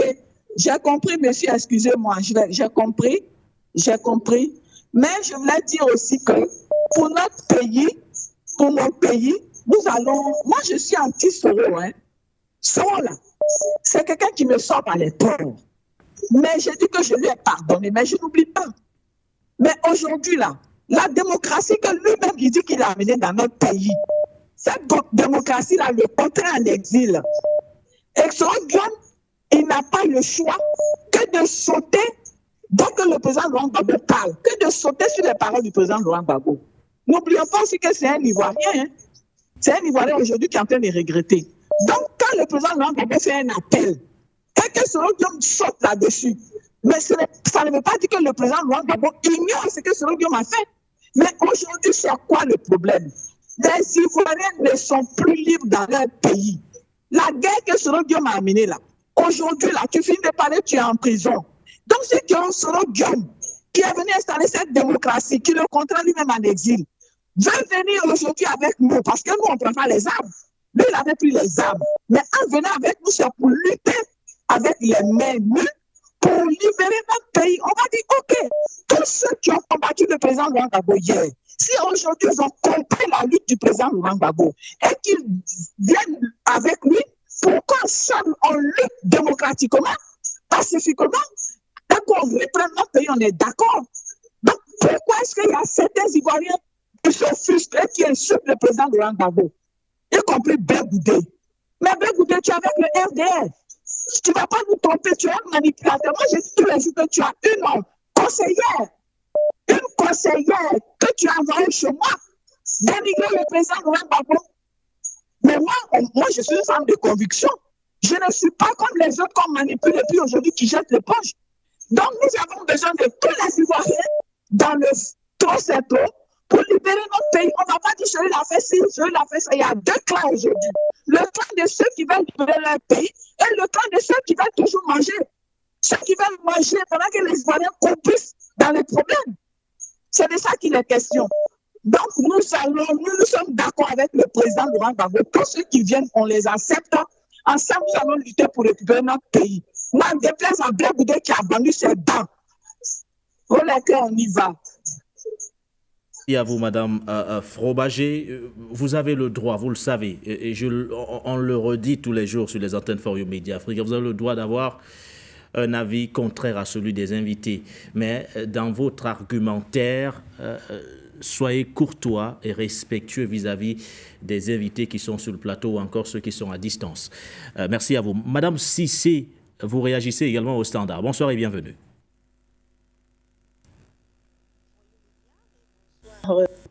À tous les panélistes, parfait d'homme, bonsoir, parce que heureusement que vous êtes sur le plateau, parce qu'il y a un certain degré d'analyse qui n'est pas à la portée de tous. Quand j'entends dire que le président Laurent Gbagbo, il est âgé, il doit, avec Alassane Ouattara, ils doivent sortir de géopolitique. Mais est-ce que c'est vous qui avez envoyé le président Laurent Gbagbo en politique? Non. Et quand ce genre de personnes qui disent, répètent ce genre de choses, mais ils ne savent pas que implicitement, ils font le jeu de la France-Afrique. C'est-à-dire la France-Afrique est tellement subtile que ces gens-là tombent dans le piège de la Centrafrique, de la France-Afrique, parce que vous entendrez ça chez des gens corrompus, des artistes corrompus comme les Chicken Jah, les Alpha Blondy, les gens qui n'ont pas de... qui se disent neutres. C'est ce genre de personnes-là qui tiennent ce genre de propos. Le président Gbagbo est âgé. Mais Trump, là, et le président Gbagbo, c'est la même catégorie d'âge, mais vous n'entendrez jamais dire que Trump est âgé. On va en Ouganda, on va un peu partout. On ne parle pas de l'âge de ces gens-là. C'est en Côte d'Ivoire. Le président Laurent Gbagbo doit quitter la scène politique parce qu'il est âgé. Mais c'est mal connaître certains Africains, c'est mal connaître la France-Afrique. Il y a quelqu'un qui disait comme ça que le succès des ennemis de l'Afrique repose sur la corruption de ses élites. Et c'est ce qu'on a observé avec l'Union africaine. Il y a l'Union africaine qui vient dire qu'elle est d'accord avec le fait que le président Laurent Gbagbo soit gommé, soit rayé de la liste électorale avec le président, avec Soro Guillaume. Vous entendez ça? Ça veut dire que c'est une calamité, franchement, cette Union africaine. Et il y a quelqu'un qui disait, mais si l'Union africaine même avait dit non, oui, elle avait reconnu quand même, elle avait pris comment on appelle, la défense du président Laurent Gbagbo, est-ce que le pouvoir d'Abidjan aurait reconnu cette décision? Non. Donc, je ne sais même pas à quoi l'Union africaine joue. Bon, cette affaire de Côte d'Ivoire, moi, je comprends. Ça fait mal parce que voilà un peuple qui est là, qui crie justice, et partout, toutes les portes lui sont fermées. Mais ça apprendra aux Ivoiriens, il faut quitter les buzz inutiles là, et puis venir parler de l'avenir de votre pays. Oui, j'entends des gens parler de Miss, oui, d'un pays sous-développé, d'un pays où les gens ne mangent pas. Depuis le matin, ils sont en train de s'entre-déchirer sur l'élection d'une Miss on dit oui, c'est la fille. Oui, ça, moi, je pense que c'est pour distraire l'opinion, c'est pour, comme on appelle, enlever notre regard, distraire les gens sur les réalités de la Côte d'Ivoire. Parce qu'un concours Miss, oui, c'est vrai, qu'est-ce que ça apporte au quotidien des Ivoiriens, véritablement, pour qu'on s'y attarde depuis le samedi. Le pouvoir en place, il respire, c'est-à-dire il prend un peu de souffle. Donc, j'invite les gens, quand les gens disent que le président Laurent Gbagbo, ça a divisé l'opinion. On nous a dit quoi, l'opposition? On nous a dit qu'en Côte d'Ivoire, même si on n'est pas d'accord avec cette analyse, qu'un seul parti ne peut pas gagner une élection, même s'ils ne sont pas d'accord. Maintenant, le PDCI a rejoint le PPAC. Ça veut dire que le RDF ne peut plus espérer, ne peut plus se dire qu'il va gagner une élection. Donc, arrêtez pour vous là maintenant. Et le président Thiam s'est rendu compte que le président Bédi en 2020 a été floué. En fait, tous les partis qui avaient rejoint le CNT, la désobéissance civile, c'était des traîtres. Et c'est ce que le président Thiam a constaté. Quand vous parlez de Blé Goudé, quand vous parlez de Simone Gbagbo, vous parlez de Afin Guessan, mais tout le monde, sauf ceux qui refusent de voir, savent que ceux-là travaillent pour le pouvoir. Ou bien, tout le monde en Côte d'Ivoire, toute analyse politique qui n'est pas de mauvaise foi, c'est que ces trois partis que je viens de citer, elles n'existent que pour le pouvoir. C'est eux qui avaient infiltré la désobéissance civile du président Bédier. Et il s'est rendu compte qu'il était seul, il a été livré à l'avenir populaire seul. Quand on l'a encerclé, le pouvoir de Draman Ouattara l'a encerclé. Aucun de ceux-là n'a ouvert la bouche, aucun n'a parlé. Pour ne pas se faire piéger, Thiam a compris que le vrai porteur, le vrai représentant de l'opposition, celui qui dit vrai, c'est le président Laurent Gbagbo, d'où il a rejoint. Sinon, ces autres partis-là, c'est de la diversion. Ce n'est pas la peine. Bonne soirée. Pour votre contribution, on va avancer avec M. Ibrahim qui réagit depuis l'Italie. Bonsoir à vous.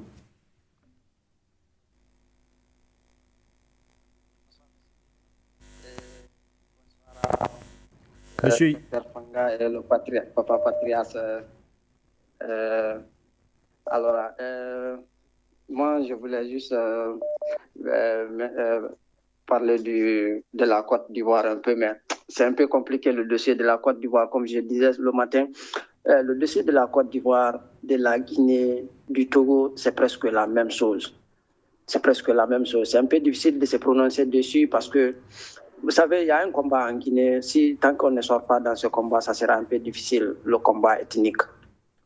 Le combat ethnique, je le dis, c'est un peu compliqué parce que, vous voyez, le moment dont les enfants le combat, par exemple, actuellement, quand les gens se combattent, le président qui est au pouvoir, vous allez voir, sa communauté, il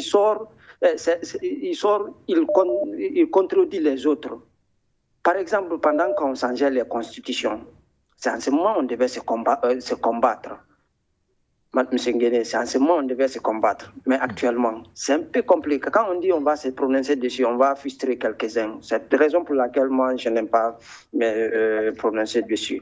Alors, pour le cas du Mali, M. Nguéné, c'est qu'il y a beaucoup de personnes qui pensent, ce qu'ils pensent, c'est plus loin que ça. Le Mali vient de très loin, M. Nguéné. Le Mali vient de très loin. Ça revient à la même chose que j'ai dit. Pour ceux qui pensent que on les trompe pour soi-disant mes frères Peul, chaque fois je le dis ici, ils n'ont qu'à sortir dans ça. Les frères Touareg, ils n'ont qu'à sortir dans ce qu'ils sont, dire qu'on nous a trompés pour le djihadisme. Vous pouvez comprendre au Mali, un pays qui a plus de 95% de musulmans qui viennent là-bas pour dire que non, j'ai fait le djihadisme. Mais ce n'est pas vrai.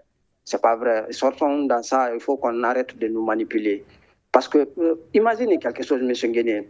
Je pose ces questions surtout à papa, le patriarche.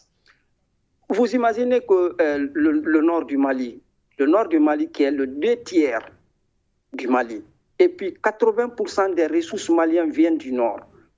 Et une ethnie vient dire, ou une communauté vient dire qu'il n'a même pas 1 million d'habitants, vient dire qu'il veut avoir l'indépendance. Vous pensez que ça peut passer? On dit qu'il y a l'accord d'Alger. L'accord d'Alger.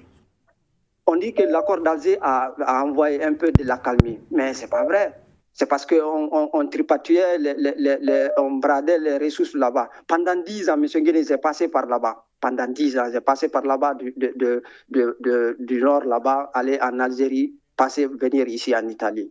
M. Nguéné, pendant 10 ans, même un fourrage, il y a des villages, par exemple à Nefis, à Gelhog, vous arrivez là-bas, il n'y a même pas de l'eau, pendant 10 ans.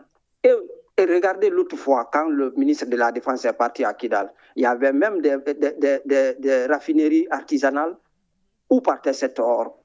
M. Nguéné, il y a de l'or partout, on doit sortir dans ça. C'est la raison pour laquelle j'appelle vraiment mes frères. Moi, personnellement, je suis peulin, pour ne pas dire qu'on stigmatise les Peuls, je suis peul guinéen. Mais on doit sortir dans ça. On doit arrêter de nous manipuler.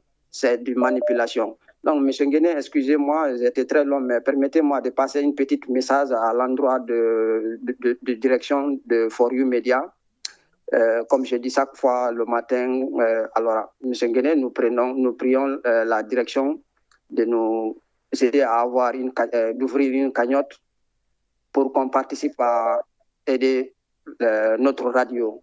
Parce que j'entends quelque chose ici pour dire non, les États doivent aider, venir en aide à For You Media, aux journalistes. Moi, quand même, c'est mon avis. Hein. Je ne suis pas d'accord. Parce que quand un État finance une radio, on entend beaucoup de vérités ici, on ne les entend plus. On ne va plus les entendre.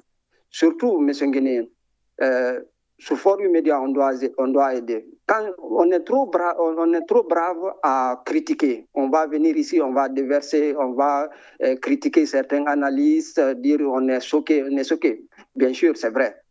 Mais est-ce qu'on ne peut pas aussi penser à aider un peu? On sort seulement dans les critiques.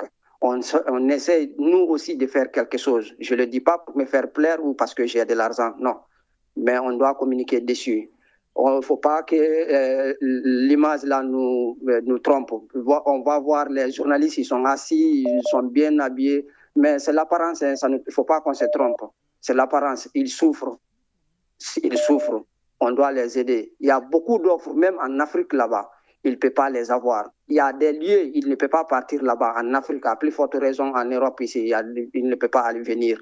Même ceux qui interviennent, ceux qui sont en Europe ici, qui interviennent sur Forum Média, il y a beaucoup d'offres ici ou lieux de travail ici, il ne peut pas aller là-bas à cause de leur prise de position sur Forum Média. Il ne faut pas qu'on pense que Forum Média, c'est nous seulement qui les écoutent. Les Occidentaux écoutent Forum Média plus que nous. Monsieur Nguéné, hier, je le disais ce matin, j'ai profité hier, j'ai baladé sur le compte de Forum Média, j'ai vu 171 000 abonnés, mais c'est décevant. Et regardez les comptes qui insultent, qui dansent, ou bien, permettez, excusez-moi, quand on prend France 24, il y a 12 millions d'habitants. À Forum Média, où on parle de toute l'Afrique, on a 171 000 abonnés. Mais c'est honteux. Nous devons sortir dans ça. Les chefs de l'État, ce n'est pas les chefs de l'État qui doivent faire ça, c'est nous, les auditeurs, qui doivent venir en aide. Mais si c'est pour insulter, les gens qui insultent, faire les buzz, on est là à venir à cliquer, de faire des cœurs, de s'abonner. Mais ici, comme on dit le sérieux, c'est peu de personnes qui le font. Donc, M. Nguéné, excusez-moi, j'étais très long, mais vraiment, c'est nécessaire de le dire. Ce n'est pas pour vous flatter, mais j'adore. Parce que c'est ici on vient faire nos pleurs. C'est ici on vient, on critique quand un journaliste... Je vous pose une question. Je peux dire toute l'Afrique, pas seulement en Afrique de l'Ouest ou quoi, ou francophone, toute l'Afrique. Citez-moi un seul pays où on trouve comme Forum Média, où on vient critiquer même Moi, des fois, j'entends certains journalistes là-bas qui critiquent des fois Cameroun. J'ai peur à leur place, parce que je connais les États africains. J'ai peur. Mais vraiment, qu'on me dise seulement une seule radio où on parle de l'Afrique comme Forum Média, Monsieur Ibrahim, on donne l'opportunité aux gens d'appeler. On ne peut malheureusement pas passer toute la soirée. Monsieur Ibrahim, merci pour votre contribution, merci pour votre soutien. Merci, c'est un combat que nous menons tous ensemble et ce n'est qu'ensemble que nous sommes forts. Merci à vous, Monsieur Ibrahim, depuis l'Italie Zerfel. Vous avez patienté au standard. Merci à vous, Zerfel. Bonsoir et bienvenue. Monsieur Ibrahim, l'opportunité aux gens d'appeler. On ne peut malheureusement pas passer toute la soirée. Attends là. Merci pour votre contribution. Zerfel, bonsoir et bienvenue. Merci à vous, Monsieur Ibrahim, depuis l'Italie. Zerfel, vous avez patienté au standard. Merci à vous, Zerfel. Bonsoir et bienvenue. Ok. Merci. Et bonsoir, mon frère Nguéné. Bonsoir, le doyen. Bonsoir à tous, mon frère qui est de l'autre côté du Zoom et le jeune frère aussi qui est à côté du doyen. Je vous salue. Voyez-vous ce qui se passe aujourd'hui en Côte d'Ivoire? Parce que le plus souvent, quand on parle de la Côte d'Ivoire et puis on est chaud, là, ça chauffe nos royons. Là. Ce n'est pas parce que ceux qui parlent, ce ne sont pas eux qui nous énervent, mais celui qui est là, et puis on ne voit pas ses défauts-là. C'est ça qui énerve les gens. Parce que quand on veut faire des analyses, il faut quand même prendre l'exemple de ce qui est juste. Vous prenez toujours le Sénégal en témoin. Ça, c'est une démocratie, ça. Parce que, attends, comment ils sont arrivés au pouvoir, ces gens-là? 1, 2, 3, non, Sanko et puis son collègue, là, et il faut faire ce genre de truc. Attendez, en Afrique, là, quand l'autre mange la même chose, on doit manger la même chose, partout. Arrêtez ça. Vous êtes vous êtes des intellectuels, quand on vient sur un plateau, ce n'est pas pour vous insulter, hein. Je ne parle pas. C'est une manière de parler et pour qu'on soit juste avec nous-mêmes. Je ne suis pas là pour dire que c'est votre opinion, mais moi, je peux dire que je peux aller contre votre opinion parce que ça ne m'arrange pas. Parce que parler de dire qu'on va chez balayer tous ceux qui sont là et faire le même système que comme au Sénégal, nous ne sommes pas des Sénégalais. Ivoirien n'est pas égal à comment dire, Sénégalais. Quand on dit Côte d'Ivoire, on dit Sénégal, ça va être deux pays différents. Donc, ne prenez pas des choses qui n'ont rien à voir avec un pays. Aujourd'hui, comment dire, cette justice a jeté l'éponge parce que ce qu'ils avaient dit au début, ils n'ont pas pu comment dire, avoir le résultat, mais c'est une manière de dire aux Ivoiriens que nous, on est venus vous aider. Et celui qui est là, il ne veut pas nous accepter ce qu'on lui a demandé. Réglez votre problème. C'est sur ça que vous devez vous baser pour faire vos analyses. Ne dites pas, parce que l'autre il est comme ça, l'autre doit quitter. Non, non, ça ce sont des trucs, ce sont des choses, des analyses qui n'ont rien à voir avec ce qu'on veut entendre, quoi. Parce que ce n'est pas dû avec des mots, mais quand on vient sur un plateau, il faut que, quand vous dites, moi je peux vous contredire parce que ce que vous dites, ça ne m'arrange pas. Parce que ça, ce n'est pas politique. Ça, c'est comme on dit dans les jeux des quartiers. Parce que l'autre n'est pas là, il faut prendre sa place. Ça veut dire quoi? Ça, c'est politique, ça? Non, arrêtons ça. Parce que quand on veut avancer, on veut arranger ce pays, l'Afrique là. Parce que c'est pourquoi aujourd'hui, ces radios panafricaines sont créées partout aujourd'hui au Cameroun.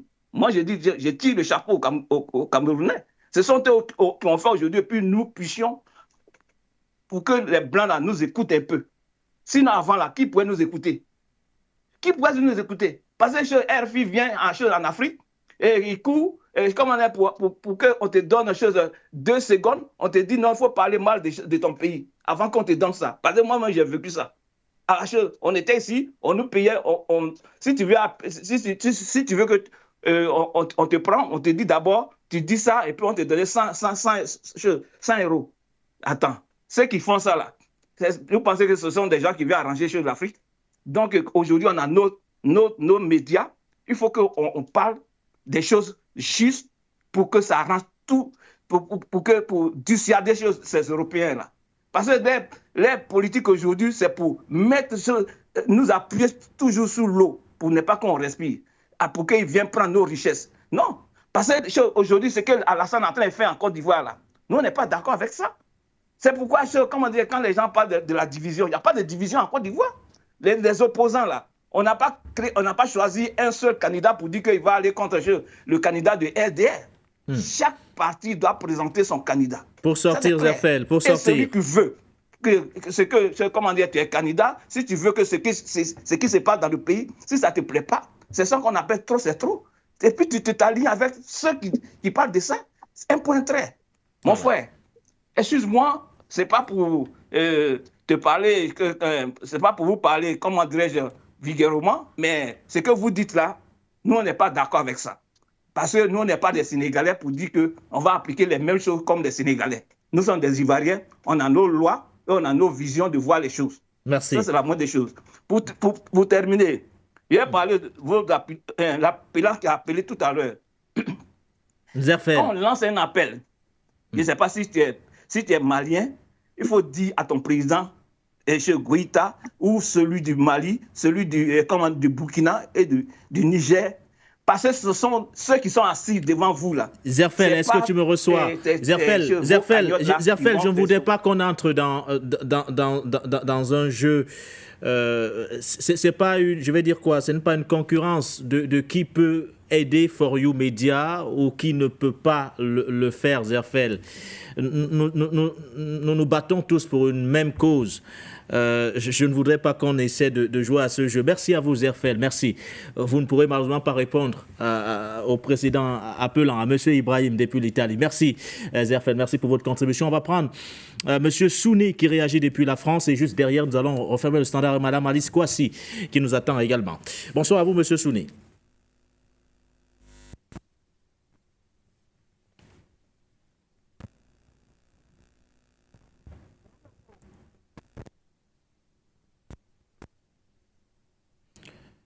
Est-ce que M. Souné nous reçoit? Alors, je reçois 2 signaux au standard. Si M. Souné n'est pas prêt, on prend Mme Kouassi.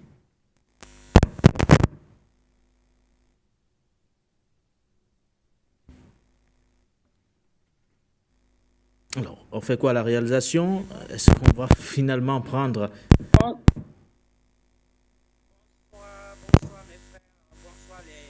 Monsieur Souné, est-ce que vous nous recevez? Vous m'attendez là ou pas? Ah oui, nous vous recevons. Bonsoir et bienvenue. Ok, je m'excuse. C'était pour participer au débat. Alors, j'aimerais bien dire au peuple ivoirien de se serrer les coudes parce que ce qui arrive en Côte d'Ivoire, ce n'est pas une petite histoire. Parce que ceux qui sont au pouvoir Je ne sais pas s'ils gouvernent notre pays par les lois ou bien ils font n'importe quoi. Ils sont dans un pays où il n'y a pas de loi. Parce que quand on dirige un pays, on se base sur les lois et les constitutions. La Côte d'Ivoire est dotée des règles parce qu'on n'est pas dans une jungle là. La Côte d'Ivoire est dotée des règles. Donc, il va falloir que ceux qui sont au pouvoir là disent les règles, la Constitution, ils expliquent à leurs militants plutôt. Parce qu'ils ont beaucoup de militants qui parlent sur les réseaux sociaux sans connaître les lois, les règles du pays qu'ils défendent et du président qu'ils défendent. Gbagbo, il est légaliste. Il parle de la loi. Alors, quand tu es légaliste et tu parles de la loi, tu dois respecter la loi. Ouattara, depuis qu'il est au pouvoir, il n'a jamais respecté la loi ivoirienne. Le contraire, il les a tous piétinés. Et puis, il est devant. Il n'en a rien à foutre avec le peuple de Côte d'Ivoire qui est meurtri. Nous, cette année-là, en 2025, les élections qui arrivent, on aimerait bien comprendre pourquoi il écarte les leaders. Normalement, Ouattara, la loi suprême de notre pays ne lui donne pas le droit de faire un 4e mandat. Non seulement il ne devrait pas faire un 3e mandat, mais il ne doit pas faire un 4e mandat.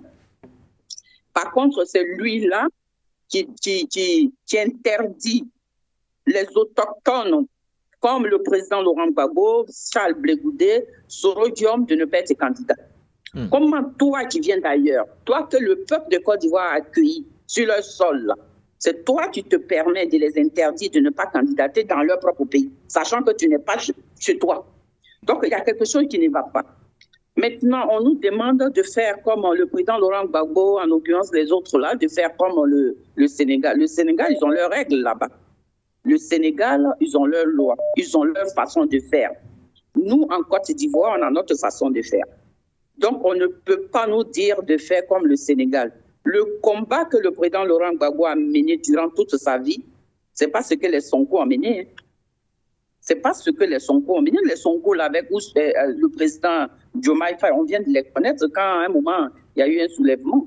On ne les connaissait pas. Hein. On connaissait un peu Sonko, on ne connaissait pas Diomaye Faye. Comme le président Laurent Gbagbo s'est battu. Le président Laurent Gbagbo, il est le père de la démocratie en Côte d'Ivoire, parce qu'à l'époque, c'était un parti unique. Si le président Laurent Gbagbo ne s'était pas battu, le RDN n'allait pas exister aujourd'hui. Parce qu'à l'époque, c'était le parti unique. Donc, pour cela, il mérite un grand respect. Il mérite même un respect de la part du RADP. Mais le problème, c'est que comme ce sont des gens qui n'ont rien à foutre avec la vie des êtres humains, et c'est pas leur problème, quoi. Eux, là, ils sont en train de dire du n'importe quoi sur le président Laurent Gbagbo, sachant que s'ils n'avaient pas signé le décret de la loi suprême de notre pays, Ouattara ne serait pas là aujourd'hui. Voilà. Voilà pourquoi ils ont pris les calages pour attaquer. Pour sortir, Mme Kouassi. Donc, trop, c'est trop. Trop, c'est trop. Le mouvement trop, c'est trop. C'est pour rassembler tous les Ivoiriens qui se sentent meurtris, tous les Ivoiriens qui sont délaissés, tous les Ivoiriens qui ont eu leur maison cassée, qui dorment sous les ponts, qui dorment au cimetière, parce que c'est le seul pays africain où le peuple dort au cimetière. On n'a jamais vu ça en Afrique là-bas. Tu es dans ton pays et tu dors au cimetière, c'est du jamais vu. On a vu ça sur la gouvernance de Ouattara. Donc, tous ceux qui sont délaissés, meurtris, rejetés, tous ces Ivoiriens-là doivent rentrer dans le trop c'est trop du président Laurent Gbagbo pour se battre et pour la démocratie vraie. Je m'arrête là et merci. Merci à vous, Madame Alice Kouassi. Alors, nous allons revenir, messieurs, en 5 minutes. Chacun aura droit à 1 minute de temps de parole pour son mot de fin. Sylvain, votre mot de fin au regard également des réactions des téléspectateurs. Vous avez 1 minute, Sylvain. Merci, je remercie tous ceux qui sont intervenus. Je tiens à dire à tous les Africains et aux Ivoiriens, ceux qui viennent sur les plateaux, ils viennent, ils s'expriment, ils prennent des exemples. Ils ne sont pas tenus, bien ils ne sont pas là forcément pour prendre les exemples qui en tout cas, qui conviennent aux intervenants. Vous voyez, parce que vous n'avez pas tous c'est-à-dire ceux qui appellent et ceux qui sont appelés sur le plateau, et vous n'avez pas les mêmes sources d'inspiration, les mêmes recherches, donc chacun vient, il donne, en tout cas, ces exemples. Donc, je souhaiterais vraiment que lorsque nous intervenons, ou bien quand les appelants interviennent, je souhaite réellement qu'ils mettent un peu d'eau dans leur vin. Oui, on peut aimer un leader, mais ce n'est pas pour autant qu'il faille vraiment s'en prendre aux intervenants, sinon il n'y aura plus de discussion, vous voyez. Bon, pour la Côte d'Ivoire, je reviens sur ma position. Je dis, pour moi, il faut que l'opposition tout entière s'asseye pour discuter.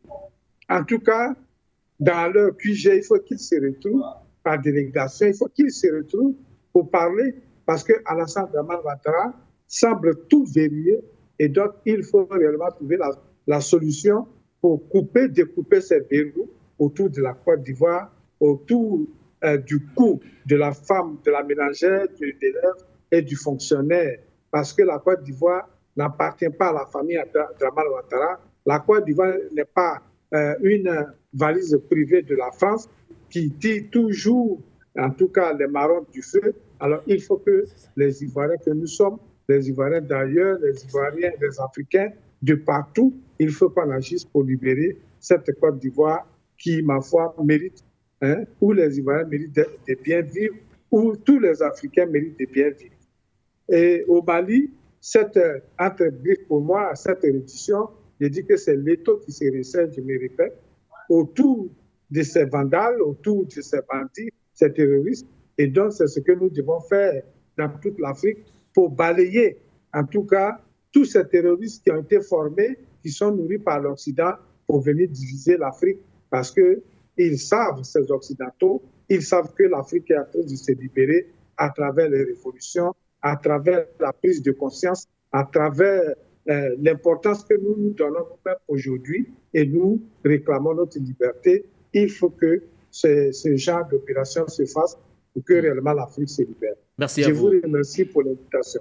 Merci à vous, Sylvain. Alors, Jean-Blaise, un mot pour sortir, peut-être sur les préoccupations des téléspectateurs. Oui, qui ne comprennent pas pourquoi vous demandez le renouvellement de la classe politique ivoirienne. En fait, je parle dans le sens où le président Ouattara n'est pas prêt à lâcher. Et il est en train de verrouiller toutes les portes. En ce moment, quand vous voyez que vous n'avez pas d'issue, et que donc vous-même, vous ne pouvez pas passer, c'est là où la dame n'a pas compris. Au risque de priver ces partis politiques de candidats, mieux vaut trouver quelqu'un d'autre. Positionner quelqu'un d'autre qui aura la possibilité de passer facilement. C'est donc dans ce sens que moi je parlais, mais la dame n'a pas certainement pris la peine de bien nous écouter, mais on ne va pas quand même revenir sur ça. J'appelle tout le peuple ivoirien à se souder, comme le disait notre co-discutant tout à l'heure, à se souder autour du leader qu'ils jugent eux-mêmes porteurs de leur espoir, qu'ils se soudent et qu'ils évitent beaucoup plus ce qu'on a vécu en 2010, mais que tout se passe dans les bonnes conditions, que le président Ouattara essaie aussi de comprendre qu'à un moment donné, il faut écouter le peuple. Donc, il est hors de question qu'on continue à appuyer sur l'accélérateur en se disant que non, je dois laisser tout le monde, je m'en fous de tout le monde. Non, à un moment donné, il faut écouter le peuple, car c'est le peuple qui nous positionne là où nous sommes, et il est notre premier patron. Alors, patient parfendum, le mot de fin, sortir. C'est pour dire aux Africains, surtout aux décideurs du moment, notre continent, de comprendre très bien que l'Afrique a besoin de paix, l'Afrique a besoin de solidarité. L'Afrique a besoin de réconciliation avec elle-même. Ce qui s'est passé en Côte d'Ivoire est malheureux. Ce qui se prépare est dramatique. Mais regardez à tout à côté, au Togo, ce qui est en train de se passer. Des morts. Le Togo devrait parler à la Côte d'Ivoire ? Mais bien sûr, il faut que les dirigeants ivoiriens comprennent très bien qu'il ne sert à rien de vouloir s'arc-bouter par tous les moyens à un pouvoir en excluant complètement la masse critique la plus importante de jeu politique pour s'imposer à un peuple peut-être qui a d'autres envies. Il faut plutôt, puisque vous avez dit que vous êtes un démocrate, aller vers des élections justes, libres, transparentes, c'est-à-dire des élections crédibles. Pour le panafricain que je suis, vous allez m'excuser, je suis aussi obligé d'avoir un parti pris. Le pied de nez que nous pouvons faire à l'Occident, c'est de démontrer qu'après avoir soutenu, n'est-ce pas, à bout de bras, une opération digne, n'est-ce pas, de massacres. Pour sortir, doyen, nous sommes à la fin de l'émission. De l'esclavage, il fallait absolument laisser la possibilité au peuple ivoirien de redonner la véritable légitimité à celui-là qu'il avait confié lors de la dernière élection de 2010-2011. Suivez le regard du doyen, Patient Parfendo. Merci à vous, Jean-Blaise Tonien, Sylvain Bogo, merci à nos nombreux téléspectateurs, téléauditeurs ou encore auditeurs, ceux qui ont pris ce plaisir à nous écouter tout au long de ce mois de juin 2025. C'était la dernière production de votre émission Le Point sur la Sortie. On se retrouve demain pour le premier numéro du mois de juillet. Merci au département digital, merci à la réalisation avec Mbok qui a assuré ce soir. Enfin, pour éviter bien sûr qu'on me rate bizarrement au sorti de cette émission, voilà. Merci à tous. Nos programmes d'ailleurs se poursuivent. Restez sur votre média panafricain.